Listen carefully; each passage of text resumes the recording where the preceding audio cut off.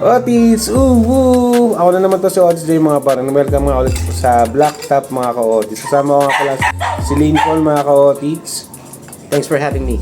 So for today's video mga par, pag-uusapan naman natin kung sino ba ang Rookie of the Year this season. Sino ba yung napupusuan namin na mag-Rookie of the Year this season mga par? Sino ba ang Rookie of the Year natin this season? Siyempre gusto mo muna mapakinggan yung sayo bago yung akin. Sige, sino ba sa'yo? Logi ako na naman ha. Siyempre sa akin si VJ Edgecomb mga par. Grabe, napaka-athletic no, napaka-bisa sa depensa, napaka-bilis pagka-rebound niya. Huwag mo siyang hindi titignan ha, dahil ayaw niya natin hanggang dulo mga par.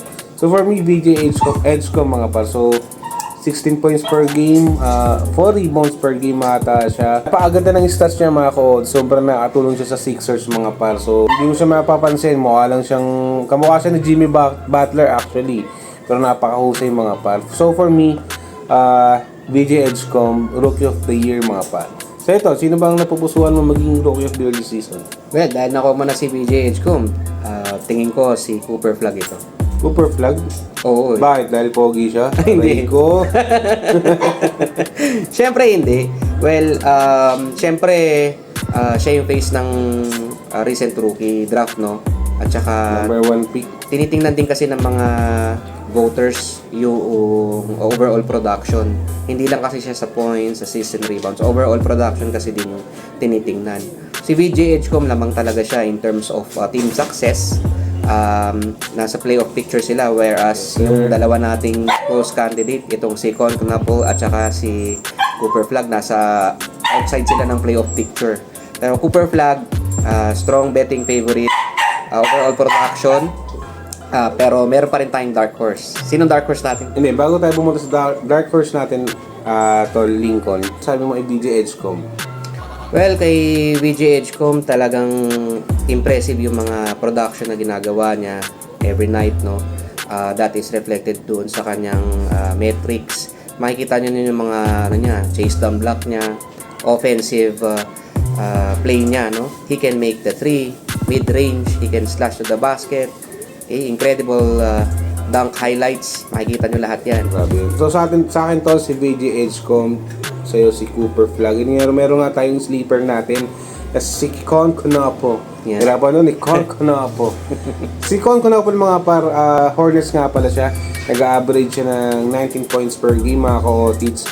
And ang sabi nga ni Reggie Miller dun is parang on pace siya para malagpasan yung greatest shooter of all time, Stephen Curry. Pero I doubt pero let's see. Mahaba pa naman ang panahon. Pero yung sleeper natin si Con Knappel, anong masasabi mo ron? Well, ito si Con Knappel, yan ang sleeper. Bakit? Kasi yan, pag chinek mo yung advanced metrics ng NBA rookie ladder, siya yung number 2, consistent. And if magtuloy-tuloy yung offensive output niya dyan sa games nila leading to the All-Star break and papunta sa NBA playoffs, hindi malabo na matalo na yung dalawa. Si Cooper Flag, na yun yung bet ko. Yes, At ikaw naman si VJ Edgecomb sa'yo. Talo parehas yun. Kung masusustain ni Con Knappel ang kanyang production. Talagang pag tininan ninyo, panood kayo ng mga highlights niya, makikita ninyo yung sinasabi ko. Ang ganda ng shooting niya actually, nakita ko. Yung shooting form niya, at saka Natakot as a rookie correct. Pag And nakita niya yung ring, sige lang yan na to. So talaga tingin ko malaking bagay din talaga kasi yung shooting with intent, at saka siya calculated. Hindi siya ba yung parang all around the place. May reason yung bawat galaw niya. Ayun, ito yung natin yung magandang analogy. May reason yung bawat galaw niya. Hindi wasted yung mga effort. At saka he can make baskets under pressure. Marami siyang mga plays diyan na malapit na mawala yung matapos yung shot clock, pero nako-convert niya pa din. So yun, that is reminiscent of the young Kobe Bryant. Di tako tumira kahit na paubos na yung oras. Wala siyang pakialam kung anong sasabihin ng kampi or coach. Some hated him at first, pero eventually talagang na-appreciate yung ganong klaseng mindset. And that is something na nakikita rin natin dito sa ating sleeper na si Con Knappel. Si Con Knappel parang Di ako nagaganda masyado sa tira niya, pero shooter eh. Saka ano siya, maliban dun sa shooting sa tres, pag pa-make siya, kaya niyang ano eh, dribble isa, mid-range.